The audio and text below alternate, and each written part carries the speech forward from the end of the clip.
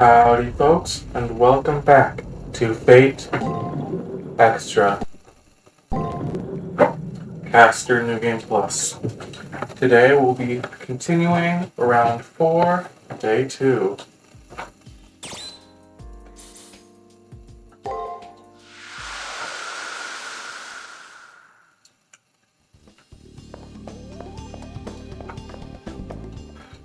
Yesterday we met our opponent, Monjigato, and his servant, this mysterious lady.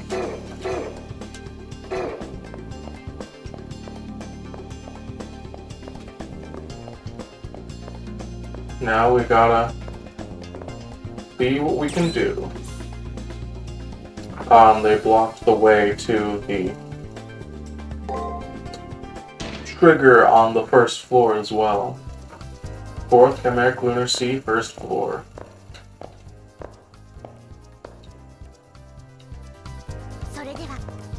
Alright then, let's go all out!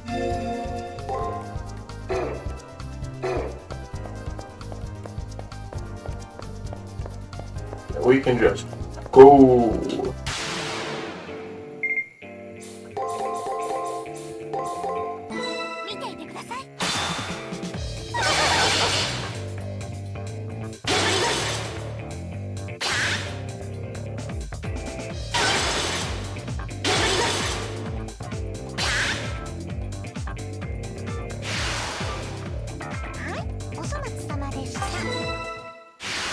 We've beaten up these guys.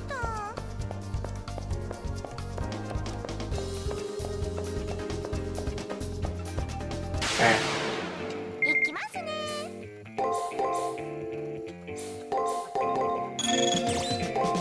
And we heal. I don't believe that Taiga gave us a mission for this week yet.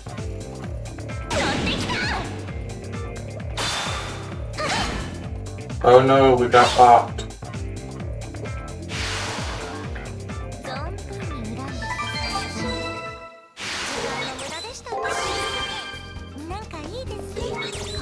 But yeah, we'll want to use move speed like normal.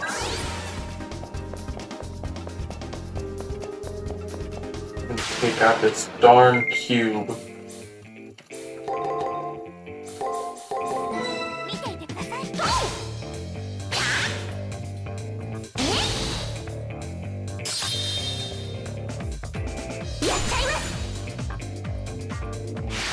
Boom, there we go.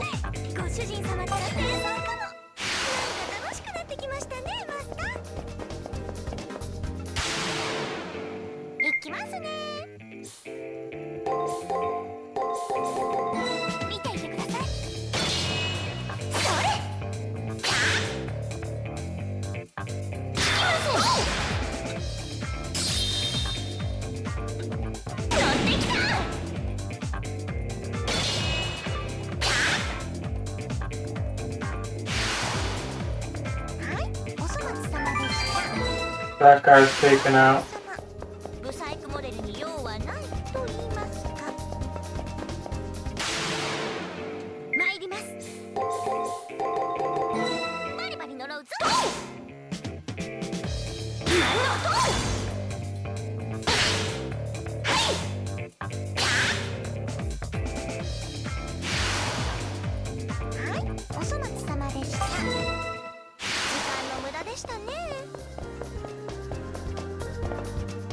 But yeah, then there's this guy. Let's see, before we take on that guy, I'm gonna go and see if we can grab the trigger.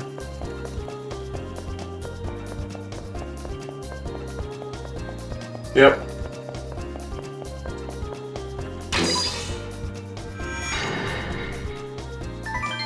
Trigger code Ada. You finally found the trigger. I wonder if those two are... No, that'd be too perverted, right? Obnoxious busywork complete.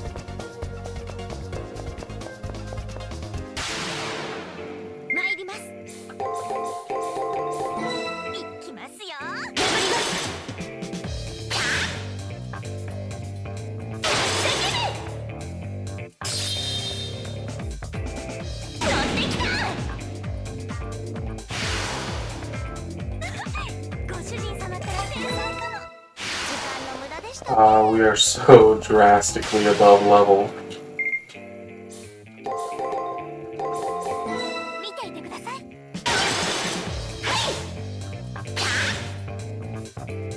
I might actually forego leveling for a couple days until we unlock the second floor of the arena, and then do all my grinding there. Since the enemies on the second floor will be higher level.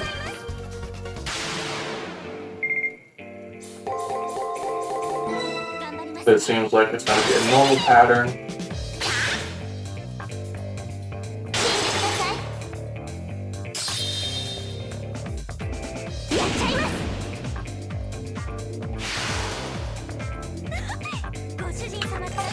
Good. Then we'll take on this rare monster, the Nephilim.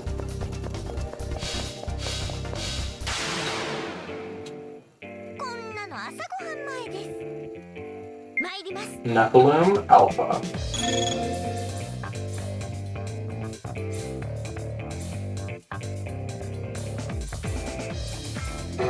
We'll attack, then Spirit Theft. Then we will Fiery, Frigid, Fiery, Heal, Frigid.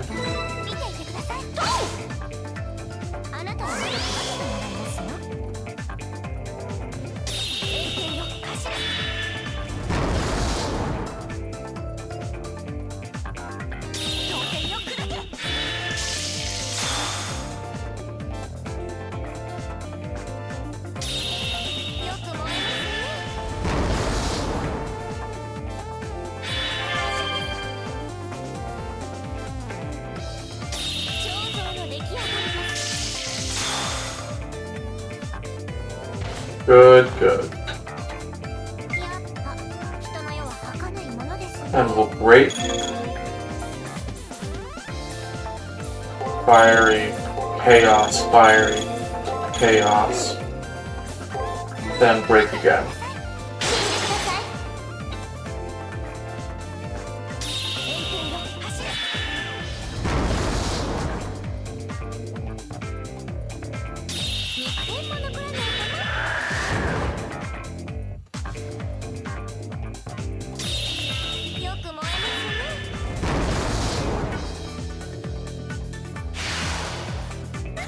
Enemy info.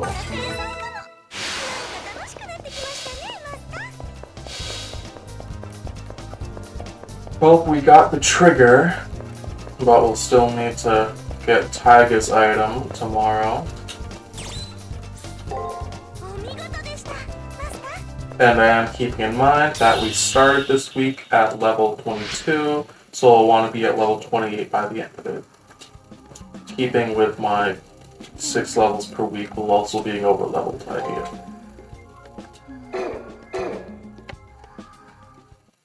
Save our progress.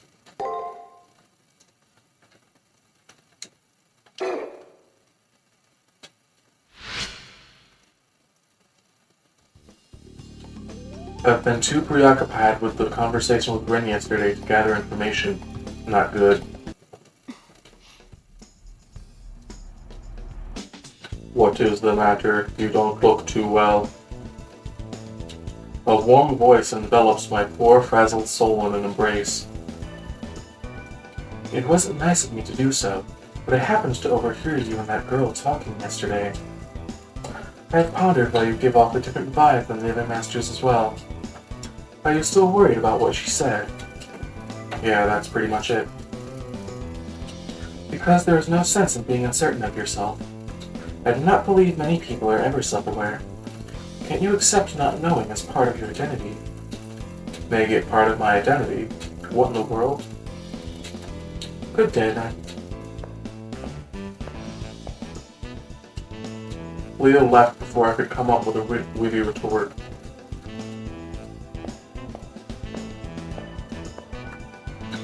However, his servant sends a look back my way. His eyes seem to be saying, "You've been given good advice, don't waste it." Though his eyes convey chivalry, it's not without an air of pity and condescension.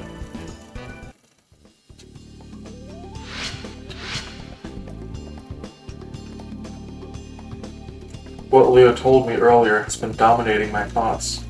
It's about what I can do now. That's right. For now, I'm a master involved in the Holy Grail War. Since that is the only clue that I have to my identity, I should do what I can to try to understand it.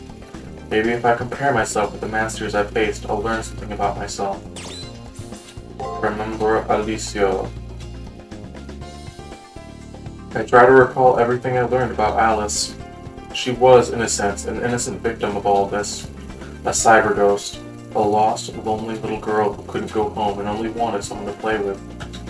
I wish I'd have talked with her more. I'll regret not doing so for as long as I live. Regardless of my memory issues, I should have at least tried to get to know her better. You're just like me, a little girl who projected a sense of strength despite her desperate loneliness.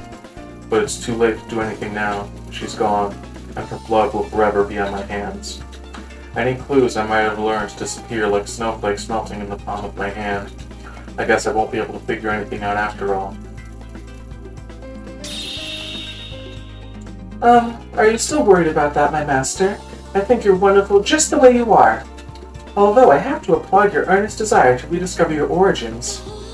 So, no need to hurry, but if you do find your answers, you'll tell me, won't you? Something about how she said all that kind of irked me, but I can't doubt her sincerity. The fact is, I want to know who I am. I want to know... Sorry, I have to plug something in real quick.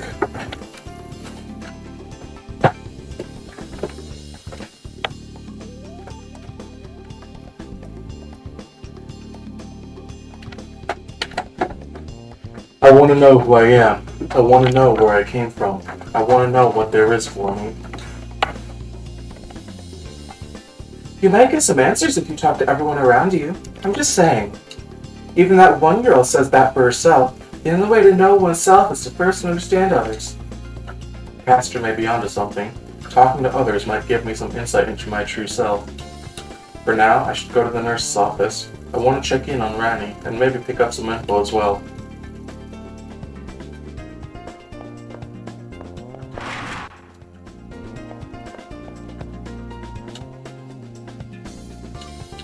Oh my gosh, a comic book you want comes out today.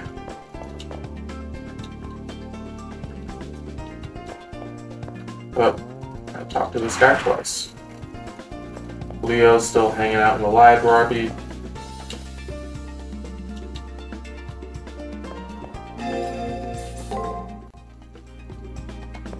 Taiga.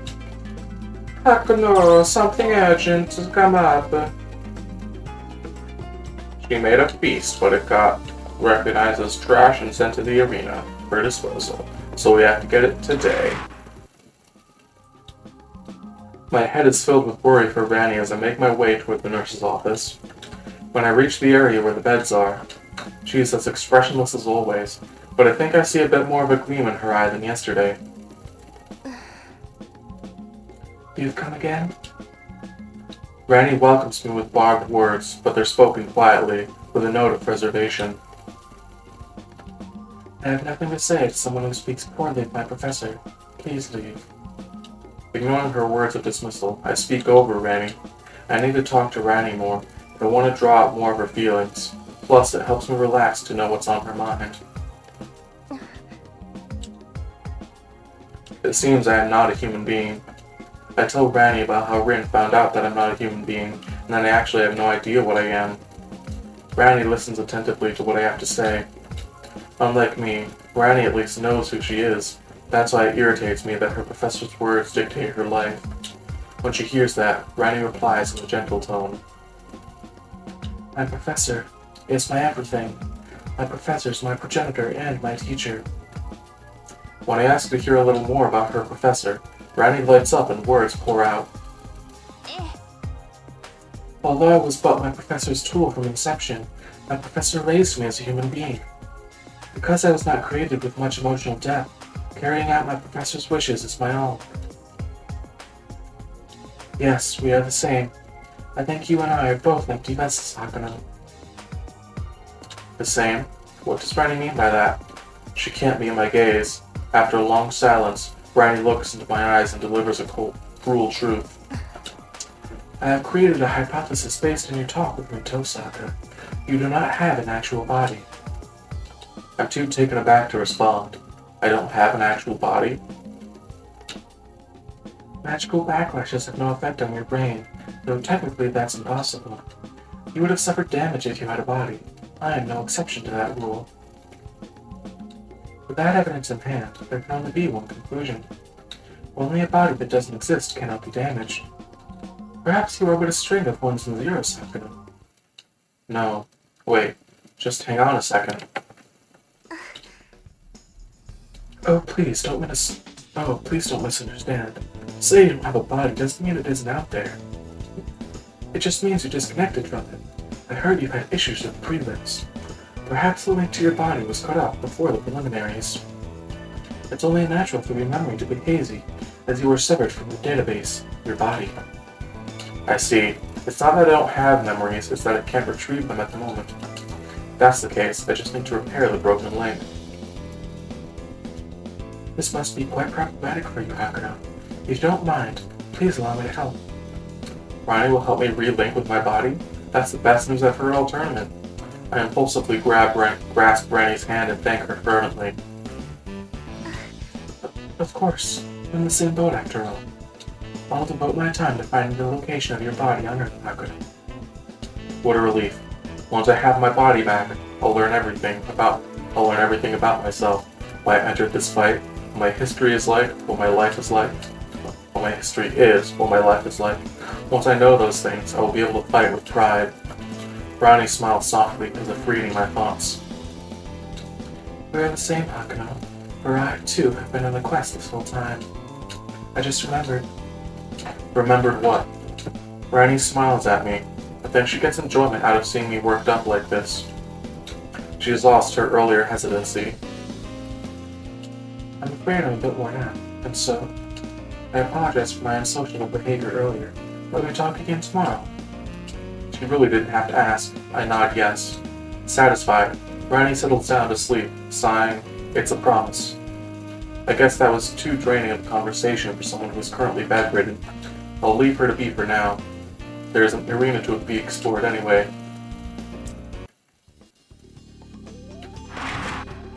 Just kidding! Brownie's sleeping quietly. I should be as quiet as possible. And Sakura won't give me any more dangled lunches. How dare she? We'll check in on Miss Toe Sucker if she's here. Nope. Second floor. We'll go check in on the Castor.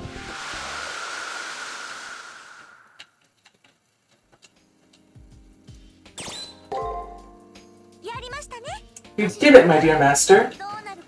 I was worried about how things were going to turn out, but you won in the end. It's a victory born of our love. Huh? What am I talking about? That, you silly rabbit, that! Remember that anomalous program we stopped into corrupted data in the arena? What were they called again? Rare enemies? They're so delightful that we should continue to slaughter them.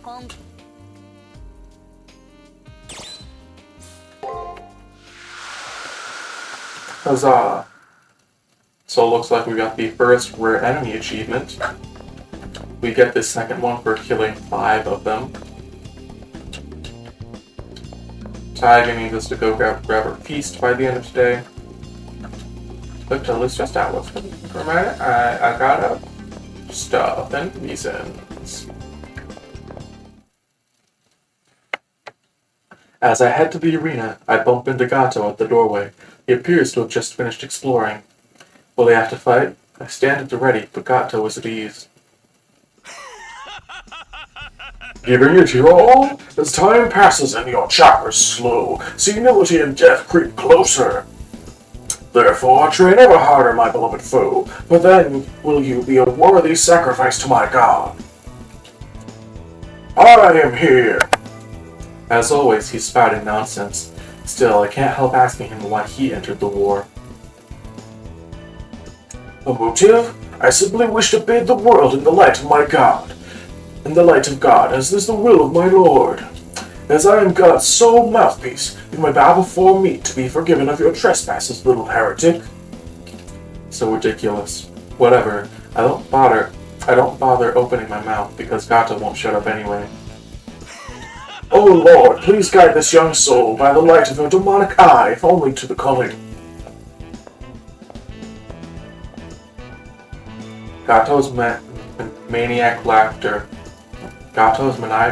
echoes in his wake as he leaves. Problematic as this motive is, it actually does make sense. Insane fanaticism drives him. As for me, I wonder if I had a potent motive too, before I lost my memory. Master, did you hear? He told us the characteristics of his god. Demonic eye, but knowing Gato, there's no special meaning behind the words. Matrix, level 1. Just to be safe, I'll go and check the library real quick to see if I don't think any books would open up, because I think books open up at the beginning of the day rather than the middle of it. Nope, doesn't look like it. But we can read the Matrix.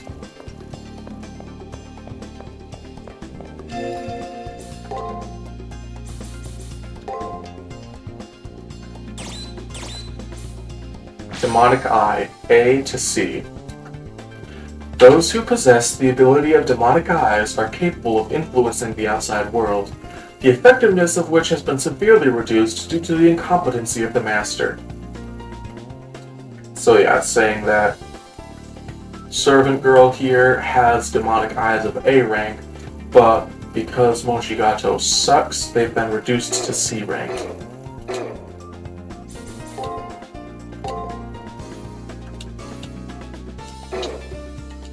But anyways, that's our first info.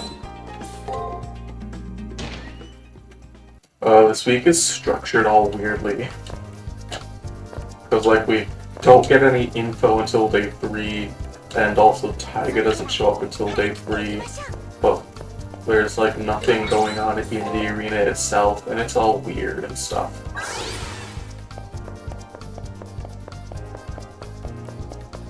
I'll take out a couple things and we'll grab Taiga's item.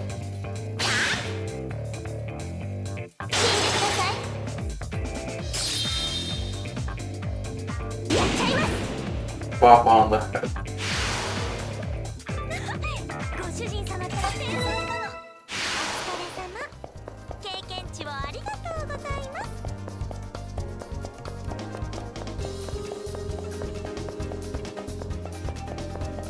It should be up here in this corner. Or not. Curse you. Me.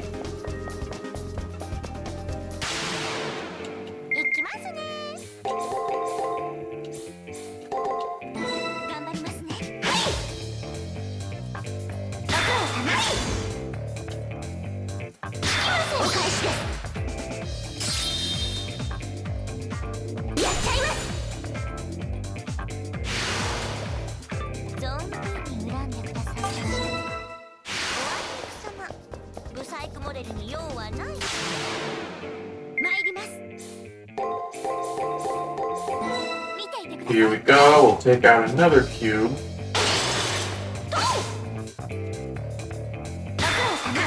And we'll find this darn beast that Taiga's searching for somewhere around here. And we're slowly, very slowly getting experience.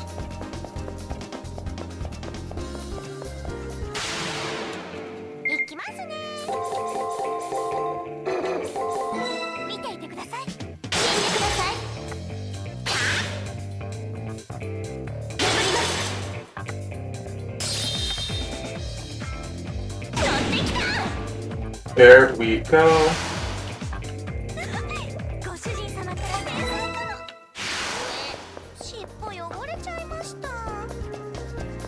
Here it is. Crab omelet.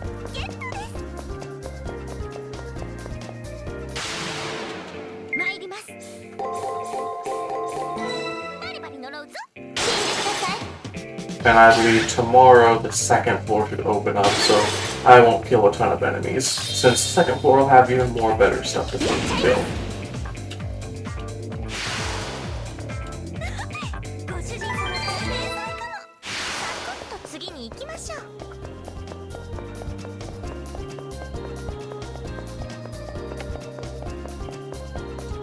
And we can head out.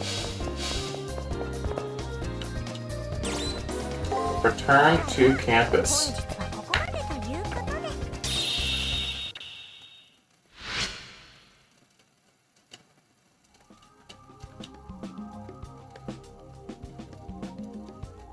I think you're perfect as you are, Master. You don't need to rush into getting your memories back. But if that's your decision, I'll support you 100%. No, I'm not overcompensating for the fact you almost triggered a flag in the nurse's office.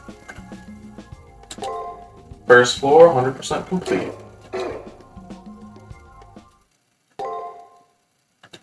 Save progress.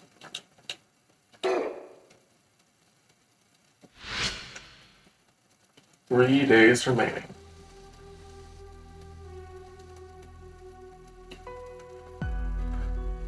I glimpsed a dream. In it, the sky was the deep blue color of the ocean. It glittered and slowly moved away in an arc. A swimming, drowning sort of flight. Maybe this is eternity. It's like being a satellite in soundless orbit around a planet, gazing at a frozen civilization. The flames dance, in that hand is steel. The earth cracks, in that hand is poison. The sea dries, in that hand is heat of 209,200 joules. I see a blood-stained dream. Many people are injured. I see a dream that consumes. Many wise men surrender. I see a dream without a dream. Many of us tired of the future. Lament that humans are not this way. Now, the truth hidden for long years reveals itself. The world has long been at a dead end. Human efforts to circumvent it meet an unsightly end. I want to hear you cry out in lamentation as broken history cracks and is called to be mended. I want you to blame them in loud cries. I caress the broken surface of the earth with knowing eyes. I want you to smile victoriously. After several stumbles, we are finally free from human war. But what has that produced? Perpetuity, eternity, bliss, stagnation. Look upon the many corpses, listen to the anguish. No one wishes for the future, only for the continuation of mediocre happiness. A road to a peaceful home, a sunlit window that frames no poverty or inequality.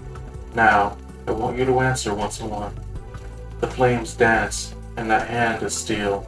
The earth cracks, and that hand is poison. The sea dries, and that hand is heat of 209,200 joules.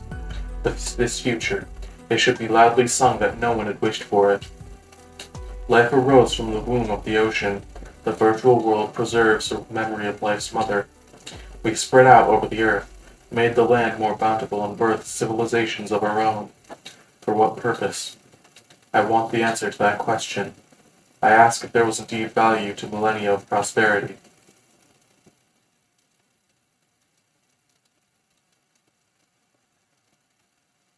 I suddenly awake. I think I was dreaming. I wonder if it was that dream again. Rin said humans don't dream in the virtual world. Dreams come from memories. Since I'm disconnected from my body, I shouldn't have access to my past. But these really feel like my dreams, like something I've seen. I wonder what it all means.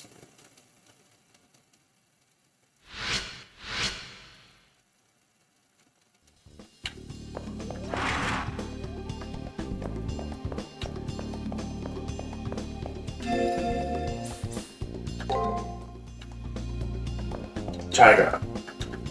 Grab omelet. Second favor. We gotta find the student that called her Tiger.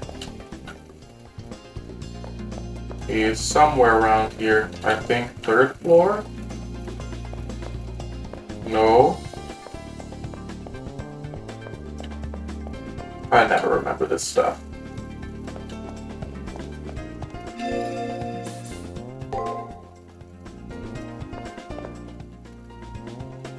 Right up here. Miss Fujimura heard me call her Tiger. I want a shark's fin and then we'll go talk to her. It's in the arena.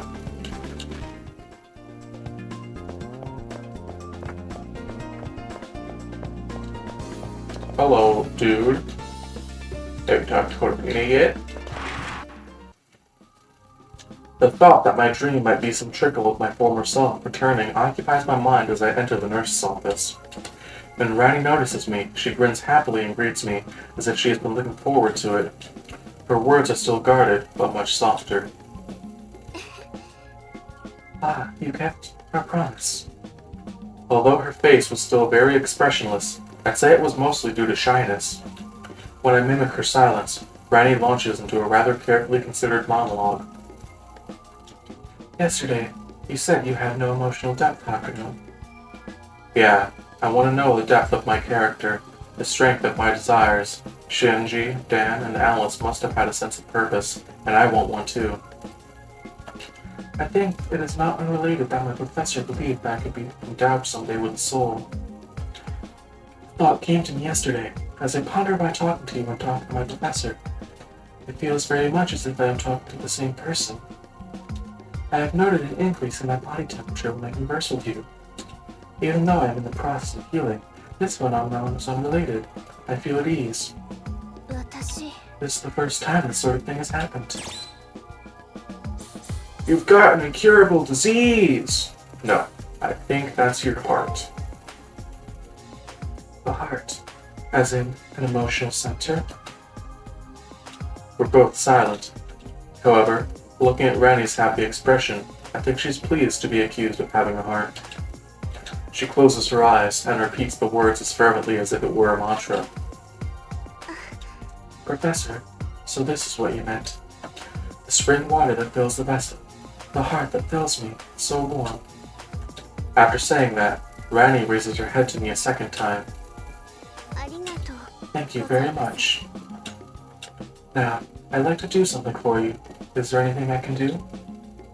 She looks at me solemnly. I mean to decline, but it seems like she really wants to do something.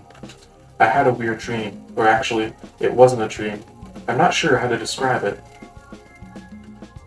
A dream of your electronic brain, or a dream about someone else. Dreams are visual interpretations of the ordering of the brain's retrieval of random information. But, Hakuno, you are not supposed to have any access to your memories. In that case, this dream may be trauma burned into your soul, instead of a proper dream. Furthermore, the contents of the dream are quite curious on an abstract level. A world of cognizance above the level of consciousness, harpies take wing but gain no purchase. Yeah, the dream didn't drop any clues as to who I am. Nothing about who I am or why I entered the Holy Grail War. Ranny, Rin, Dan, Leo, and I fear even Gato came here with a firm goal. They each have a wish they deeply desire the Holy Grail to grant. Unlike them, I'm just... Ranny attempts to talk me out of my downward spiral. I don't quite know what to say at a time like this. Just, the urge to say something is welling up inside me. If only so that you will stop making such a forlorn face. You helped me for my own sake, not yours. That's why I wish to help you in return. I would like to help you find out about your opponent. What did she say? No, wait. Even things being as they are, it's too dangerous. Don't worry. To one who knows the circulation of stars, no power is to be feared. Wait, but... Ranny stares straight into my eyes with her bright, sincere ones. Do what you want. I can't argue against that kind of conviction. Her expression relaxes a bit. Alright then. Please tell me everything you know so far, starting with the servant. I saw her in the arena, and also I know the information her master has leaked about her. Her clothing was very plain, her skin was very pale, and she possesses a demonic eye. A woman who uses the demonic eye. I see. I shall investigate. I don't want Ranny to put herself in further danger, but I'm very grateful for her gesture. I warn her to be careful, then I leave the nurse's office. Then I go back to the nurse's office. I will gather more information about your opponent.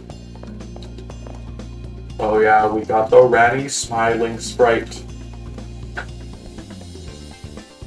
Technically, I don't know if she's actually smiling, but she's smiling with her eyes at the very least, if not her mouth.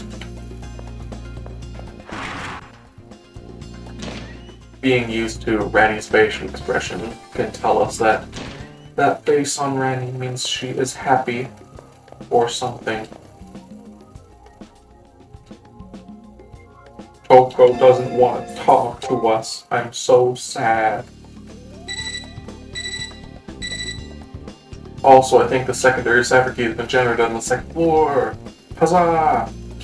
As I walk down the hall, my terminal reports the generation of a trigger.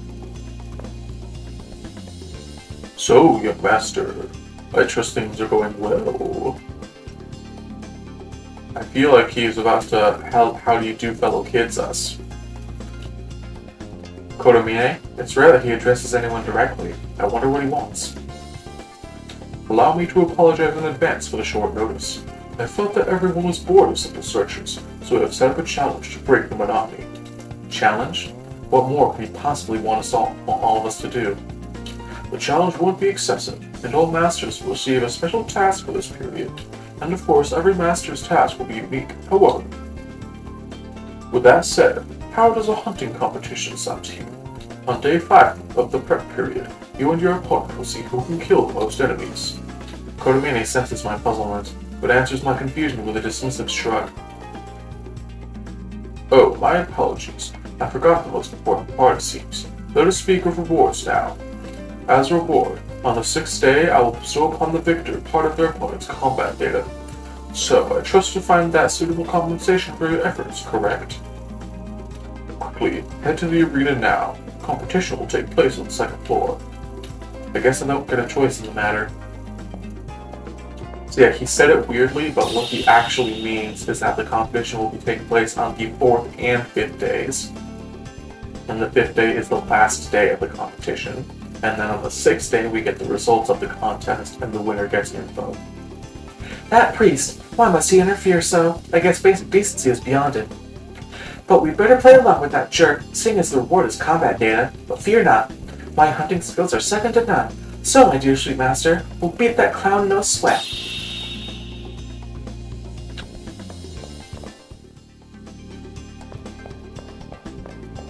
I did want to see if we could get today's arena done, but there's going to be more cutscenes in the arena, so I'll save that for next time since it's getting late.